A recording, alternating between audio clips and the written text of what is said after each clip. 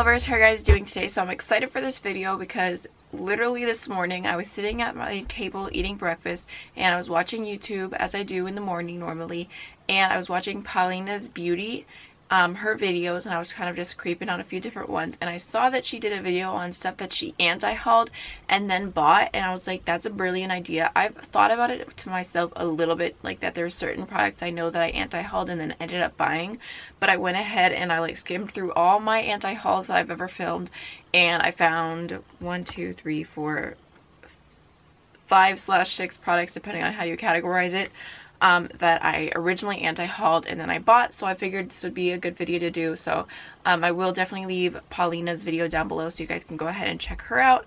I really love her makeup style. She does lots and lots of bright tutorials, and she's also completely cruelty free. So let's just go ahead and jump right on in. So the very first product I actually already have swatched on my hand just because I was messing with it a little bit ago, and this is the Morphe Champagne Nights Pressed Pigment.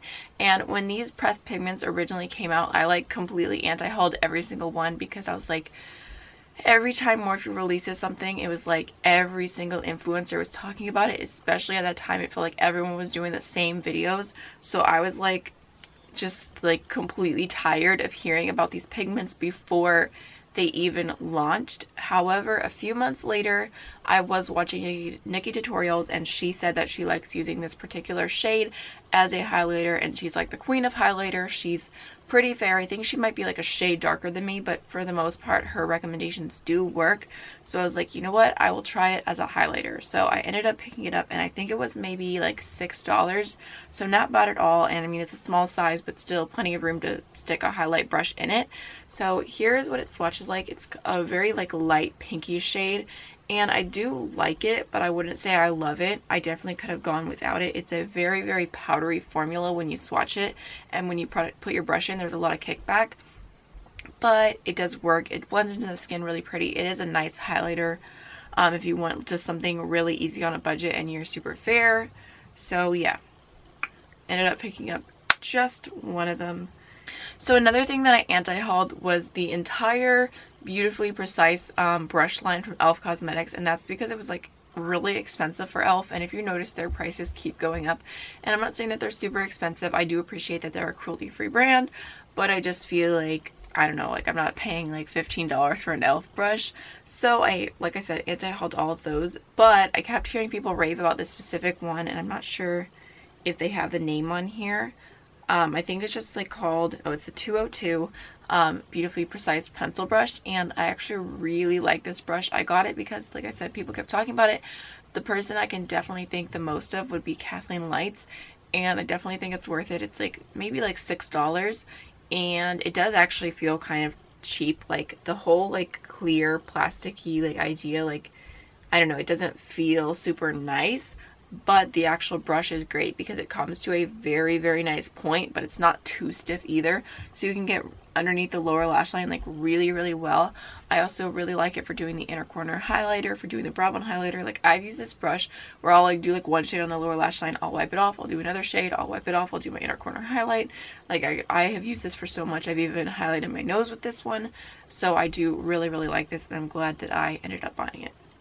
So the next thing that I anti-hauled was the Kylie Jenner concealer, and the reason why is because I wanted to buy it. I wanted to do like a review right away because there was like 40 shades, so I was really interested to see what the lightest shade would be like.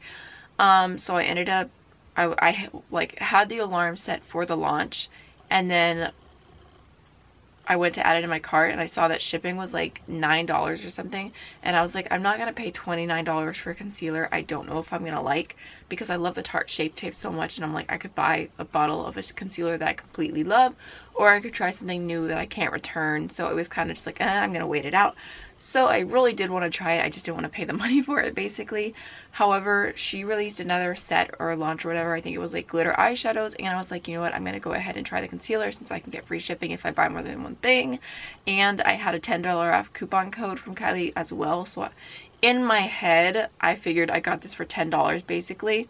So this is the shade Pearl, and it is the lightest shade, and you guys, if you're super fair, I definitely recommend this concealer. It is so light. However, if you find a lot of concealers drying, I personally don't find that many concealers drying. Like, I don't think Colourpop is drying, I don't think Tarte Shape Tape is drying, but I do think that this one is drying, if that gives you some type of reference. So you definitely want to make sure you only use a little bit and you're like really hydrated underneath. But it is super light. I have it underneath my eyes today, and I just really appreciate this shade in general. I've used it and mixed it in with other shades. However, now Colourpop did come out with like new shades which are super light, even though this oxidizes, so don't let it fool you. I believe this is shade 02. Yes, Fair 02. So you could definitely get this one and kind of get a similar shade, but I feel like the Kylie one has more coverage. So I'm glad that I bought it. I don't hate it. I actually do like it. I really like the shade.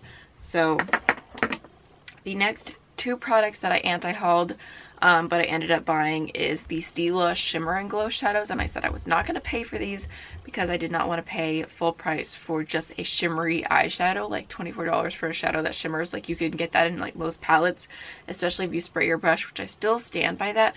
But I was doing like an entire liquid eyeshadow battle video, which I can link down below or like put up here somewhere if you guys want to see that. So I decided, you know what, I do really like these two shades, so I think I had 20% off and free shipping or something along those lines to make it a little bit better, so I wanted to test them out. So the first one is Freedom, and this is a pretty mint shade, but this particular one, I don't feel like it's worth the money. I don't know. It's okay, and I think it's pretty on the inner corner, but I just feel like it's a little bit patchy all over your lid unless you go in with something else, and I just feel like for the price tag, I just want it to do more. Like, I wish that the shades that they keep coming out with Shimmer and Glow were glitter and glow shades, because then I would have to get them. And it's pretty, but it's just not like, I don't know, I just feel like underwhelmed. However, the other shade, La Douce, and this is actually going to be funny, or La Douce, I'm not sure. But this is another shade of the Shimmer and Glow, and this one is super pretty. It's like a golden, olivey, greeny gold. I don't know what to call it, but I really like it. Here, I guess I'll just throw it right here. And I feel like the color is even more unique, and I feel like it's more pigmented than the mint one. I don't know if you can tell when I move my hand around. Like, you can see that this has like patches in it, and the other one, this one doesn't. So I like the formula of this one better, and it kind of reminds me of a crossover between the shimmer and the glitter, because it has more like sparkles in it, like reflex. So I do like this one, La Douce. And the reason I thought that this was really funny is, how often is it that you're gonna like anti-haul products? Like, okay, basically out of my entire collection, I only had 6 products to talk about, and 2 of them have the same exact like name. So like I said, La Douce, and then this is the Douce palette by Juvias, or the Douce, whatever you want to call it. So this palette I anti-hauled at first. I don't know why. I don't know what was wrong with me, but I think what threw me off, I don't know. Okay, so this is what the palette looks like, and I guess I was probably thrown off. I really didn't like this like light transition shade here. I didn't like this gray tone, and I guess I probably wasn't a fan of the brown. I think that's what stopped me from getting it. And at the time, like, I thought, like, I don't know, I just was not liking this color scheme at all.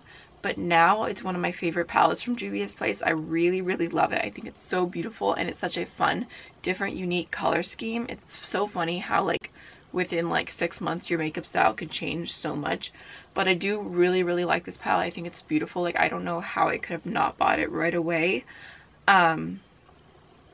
Yeah, it's a really nice palette, so I don't regret it at all. I'm glad that I finally got it and that I did anti-hauled it, I guess. So I figure I'll swatch some of my favorite shades. Like, this one right here is a really pretty like pinky white duochrome shade.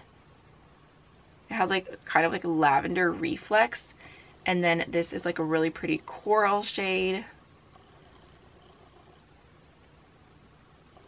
So pretty. I feel like that one would probably be a really pretty blush too. I haven't even tried it like that. And then there is obviously this beautiful green shade. Super pretty. I just love Juvia's Place formula so much. Obviously this shade right here, which is like such a pretty purple, like so pigmented. Love this shade. Like, I'm such a sucker for a really nice pink shade. And here, I'll just swatch this one here. It's just a really pretty highlighter shade, and I've used that on my face as well, and it was pretty. Last but not least, I figured I would swatch the one shade that I completely changed my mind about, and that is Mont Blanc right here, this gray. I don't know why, just me, I just am not attracted to cool tones at all. So this shade, I was like, like I would like wanted something else in the palette. But then when I swatched it, it is seriously like so good. Like, okay, I don't know if you guys saw that, but I barely touched it, and it is so pigmented and so nice and glittery, and like just like the honestly the best silver. Like, I feel like that's the thing with Juvia's place, their palettes, like they'll take colors that I don't even care about and they'll do them so well that I'm like, I kind of love this color now. So I guess I'll just swatch this shade right here just to show you guys like how beautiful it is. It's crazy.